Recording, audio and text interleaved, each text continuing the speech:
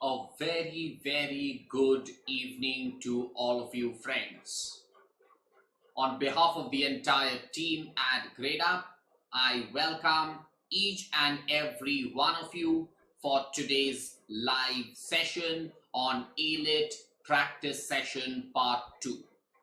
A very good evening to all of you out there. So friends, insert some number of hours, in some 72 hours time, you have your AILET examination. It's on the 30th of July. And I'm sure that over the last couple of months, you have prepared for this day. So, to brush yourself up, to help you, the final last moment brushing up sessions are brought by Gradeup. We bring to you certain questions which are AILET based. Now these classes are meant for students who are preparing for AILET 2021. Now AILET happens to be a little different from CLAT. And why is it so? In CLAT, insofar as legal reasoning section is concerned, the kind of questions you get are all passage-based questions. So in CLAT, you get passage-based questions. Whereas in AILET, you get principle and fact-based question. That means you have to be very thorough with the principle. The principle that is provided to you, you must go through them very carefully. And after having carefully gone through the principle, you have to then read the facts. You have to understand. See, it's very simple. Once you know the procedure to solve AILET type of question, but people have a feeling that AILET is difficult than CLAT. I don't know whether AILET is difficult or CLAT is difficult, but all that I can say is that AILET requires different strategy to answer a question, and CLAT requires a different strategy to solve a question. That's it. Okay, so let's begin with today's class, wherein we tend to solve certain questions relating to legal reasoning for AILET 2021, which is scheduled to happen on 30th of July. So let's begin. But before we begin, Gradeup brings to you two separate courses for CLAT 2022. For those of you who are preparing for CLAT 2022, Gradeup brings to you two separate courses because some of you want the course to be in English and some of you who are not very fluent in English wants the classes to be in bilingual language, Hindi as well as English. So two separate courses for CLAT 2022 aspirants. These courses have been designed so that you understand the concept from the scratch for beginners. Okay, so you will be getting your progress assessment report. It will be taught by various faculties from various law schools of the country. There will be highly interactive doubt clearing session, and the duration of it is 10 months. For those of you who are preparing for CLAT 2023, Gradeup brings to you a 2-year long program for CLAT 2023. These live interacting sessions will be providing you, we will be providing you these live interactive sessions which with a lot of material, lot of mock tests and a lot of practice questions. So hurry up, get your enrollment to this particular batch. So let's begin. Let's begin with this particular class. The principle is given. And I would shift a little bit so that you can see the question very clearly. And yeah, so let's start.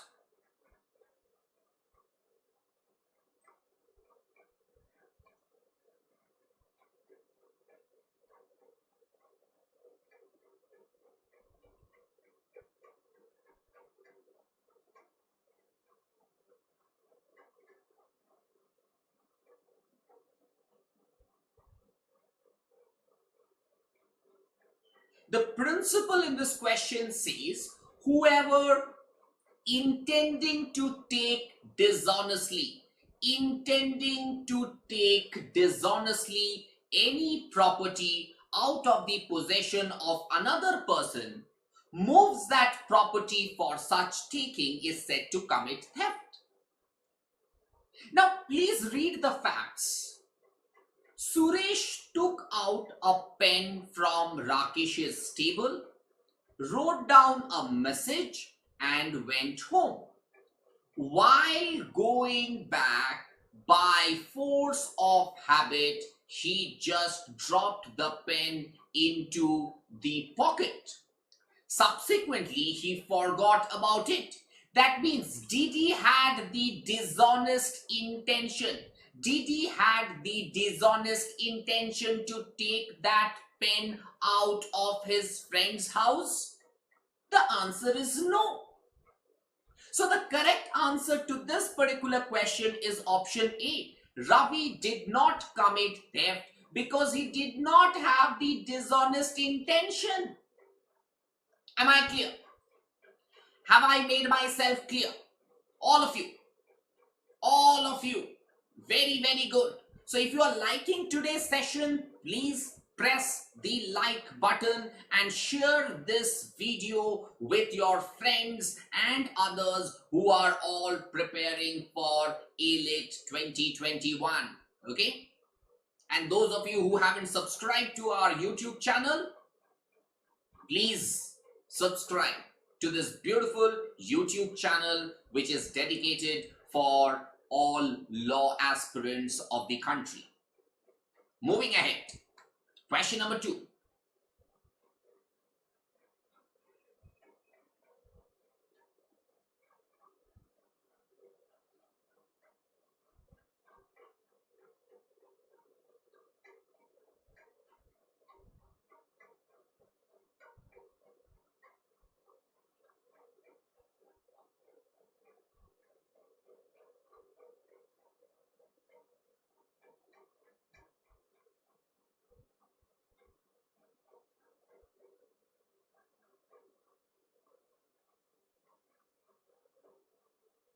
The principle in this question deals with private defense. Now, in case your life or your property, there is some danger, if there is an imminent threat to your life or your property, you can use reasonable force. You are allowed to use reasonable force in case there is a threat to your life or your property. Now, can you compare knife and a revolver? A knife and a revolver? No. A knife is less harmful than a revolver. You are allowed to use reasonable force. Reasonable force. Proportional force, not a disproportional force. Am I clear? So the correct answer is John will be punished as the force he employed was disproportionate to the apprehended injury. Am I clear to all of you? Am I clear? Very good, very good. Okay? That's great, that's great. Nice, nice, nice. Very good. Moving ahead to question number 3.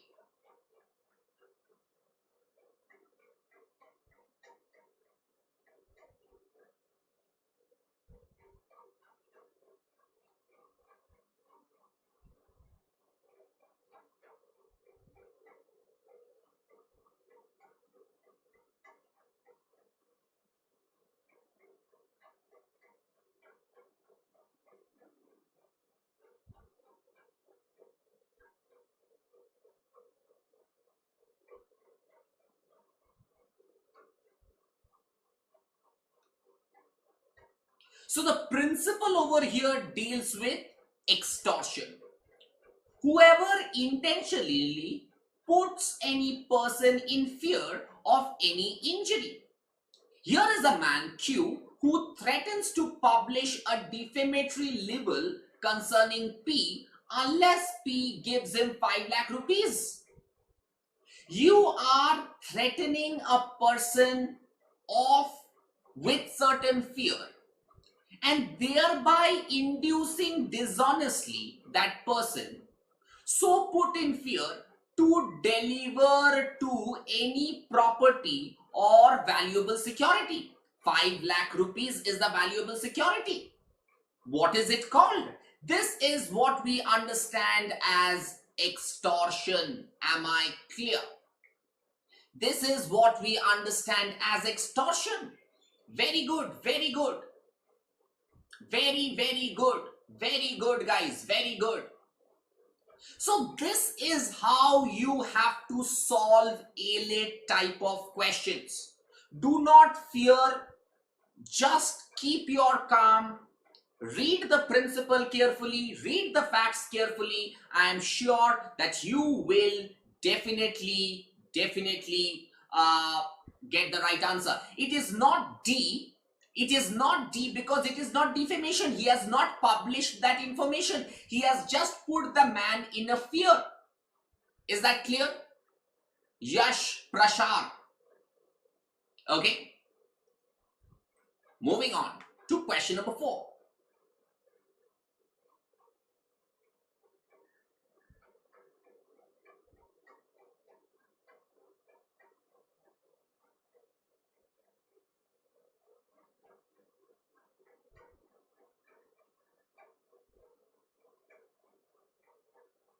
The principle deals with theft. Whoever intending to take dishonestly any movable property out of the possession of any person without that person's consent moves that property to such taking is said to have committed theft. S. A government employee took a file from the government office and presented it to someone else and brought it back to the office after 2 days of taking it away. Has S committed theft? Of course, he had the dishonest intention. S had the dishonest intention of taking that file from the government office, presenting it to someone else, and thereafter brought it back. So has he committed theft? Yes, he has committed theft, and the correct answer is option A. Am I clear? All of you. Very good, very good. So this is how you have to solve these tricky questions. Question number 5.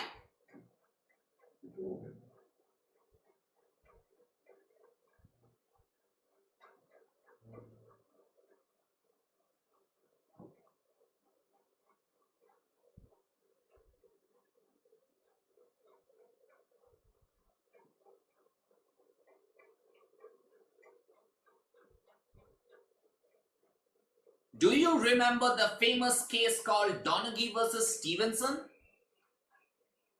The ginger beer case? Yes, that's the facts.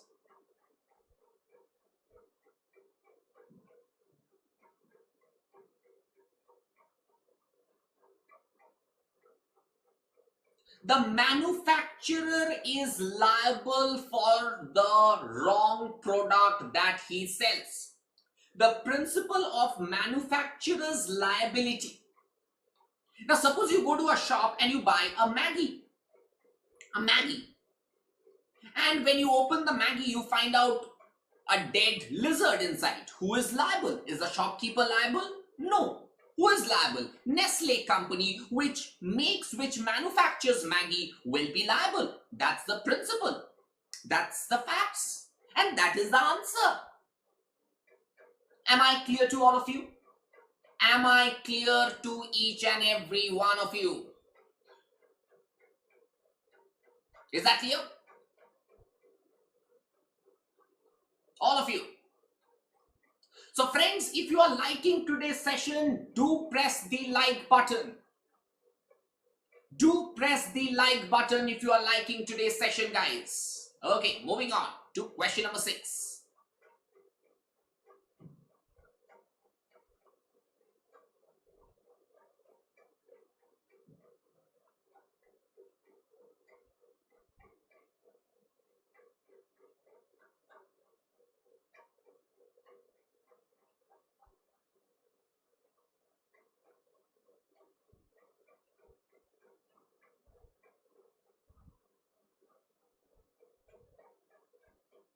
Let's read the principle first. Let's understand the principle. Any person who has received any unjust benefit, he or she must return it to the rightful owner. Let's read the facts. A and B were staying in the same hostel room. B's father had sent a parcel to B for his birthday. The parcel was delivered to A as B was not in the room. He had gone out for a movie. So, it is the duty of A to return back the gift that B's father had sent to B to B. So, A has to return that thing to B. So, the correct answer over here is option C. Am I clear? Is that clear? So, please keep this in your mind. Whenever you are solving a question like these, whenever you are solving a question, it can come from law of contracts, it can come from law of torts, it can come from your constitutional law or the criminal law. So whenever you are answering a question, the first thing that you have to keep in your mind is, number one, read the principle very, very carefully. Read the principle very, very carefully. Once you have read the principle carefully, half the thing is over. Half the thing is over. Okay? Question number 7.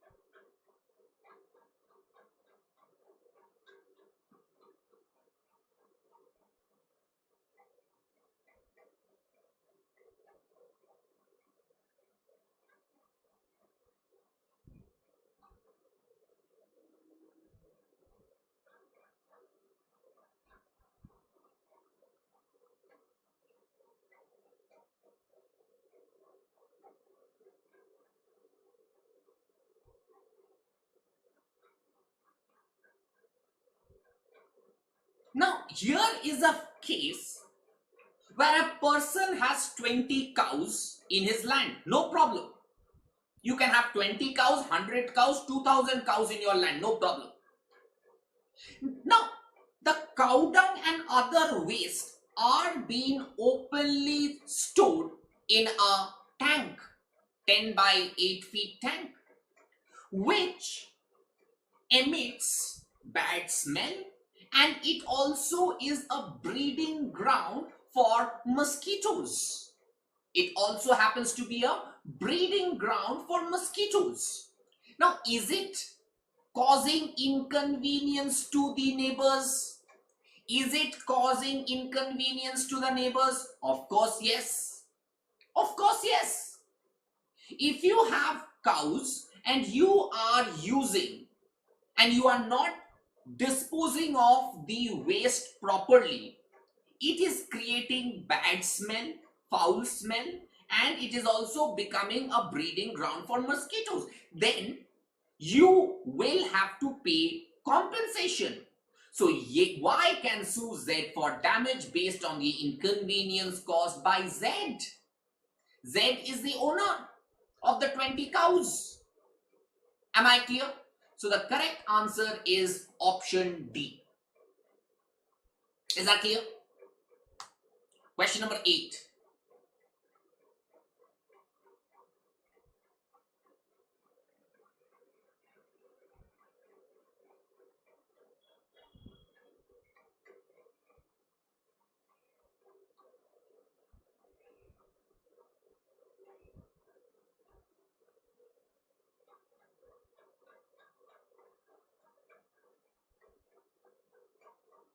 The principle deals with special damages. Special damage.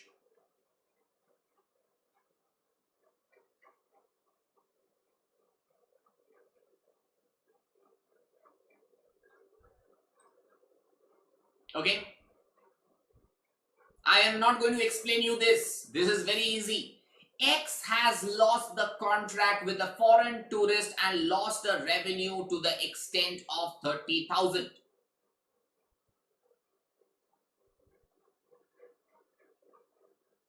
Very good, very good. I'm getting great answers. The correct answer is option A.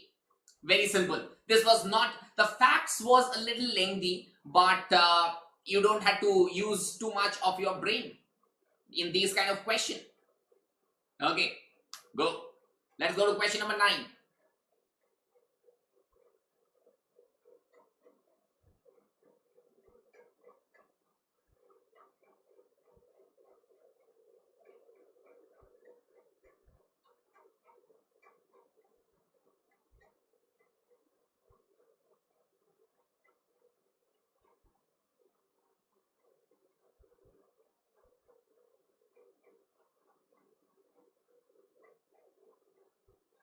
Now, suppose there is certain construction activity taking place where there are children, where there are families. It is the duty of the construction company to cover or to make sure that children do not enter the premise, which is dangerous. There is a minimum standard of duty that has to be taken by those construction companies. Now, on hearing the noise of the pump, the 6-year-old girl curiously wants to see the motor. She touches the motor, which was not covered properly, and 3 of her fingers were cut. So the correct answer is her parents can successfully sue the university for damages. Am I clear? Am I clear to all of you guys? Am I clear to each and every one of you? So these are the kind of questions that will come.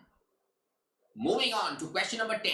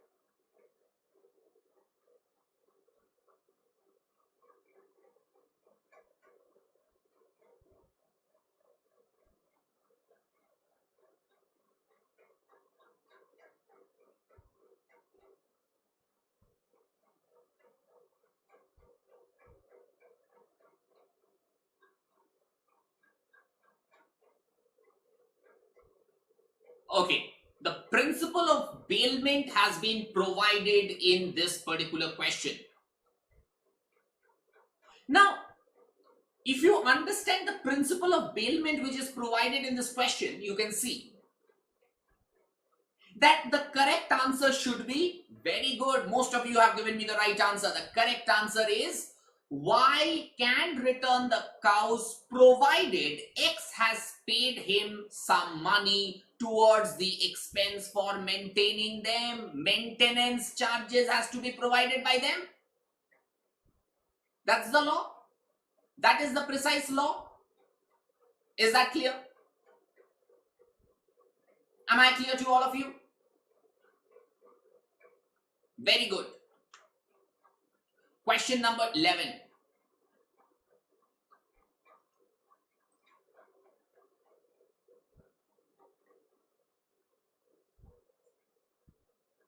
Now in AILET, you also get legal knowledge based question, right? Here are some of the legal knowledge based question.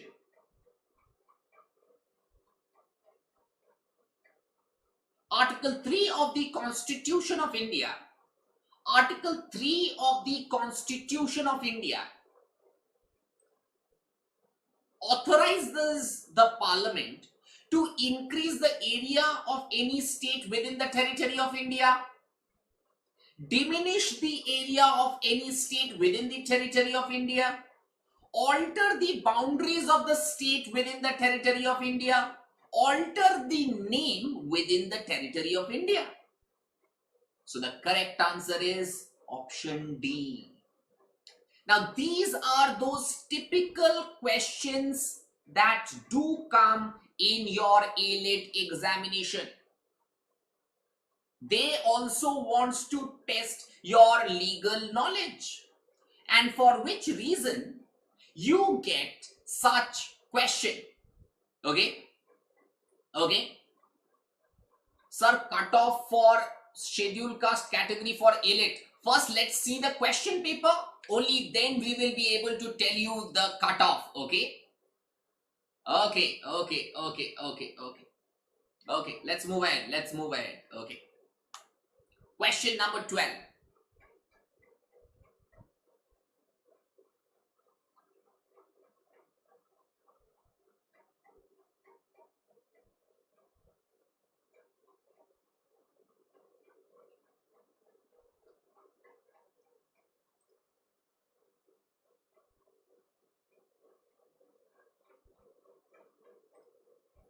Which of the following commission submitted its report in 1948 and recommended reorganization of states on the basis of administrative convenience rather than linguistic factor?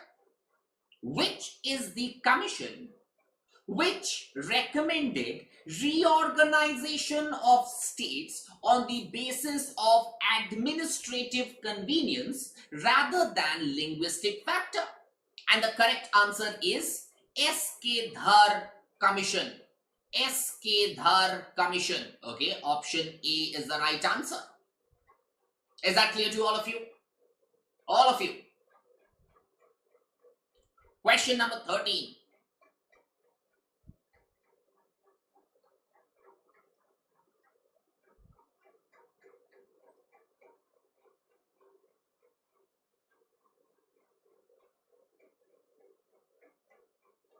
Which article of the Indian Constitution says that laws that are inconsistent or in derogation of any of the fundamental rights shall be void?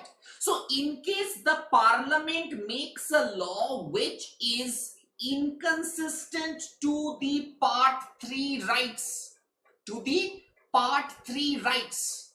then those laws will be declared ultra vires the Indian Constitution. And the correct answer is Article 13. Article 13 of the Indian Constitution says that the Parliament cannot make a law which is inconsistent to Part 3 of the Indian Constitution. Am I clear? Very good. Question number 14.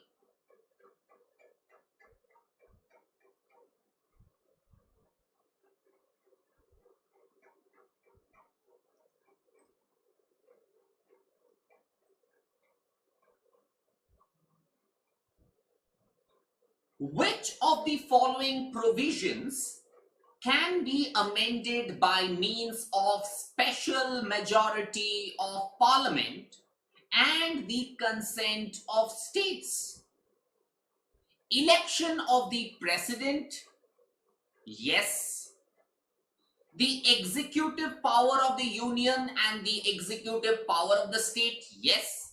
Distribution of legislative power between the union and the states, that is the list 1, list 2 and list 3. So the correct answer is option D. The correct answer is option D. Okay. So these are the legal knowledge based questions which one should be absolutely prepared for in this particular entrance examination. Moving on to question number 15.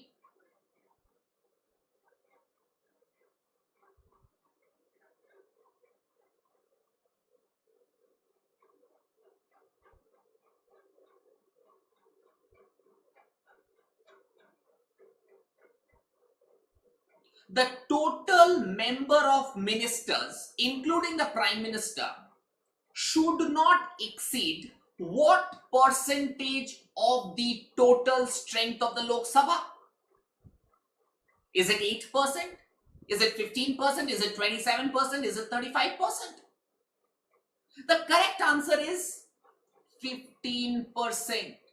So, if there are 100 Lok Sabha seats, 15 people can be ministers, including the Prime Minister. 15 people, not more than that. So 15% of the total strength of the Lok Sabha is the maximum limit of the Central Council of Ministers, including the Prime Minister. Do keep that in your mind.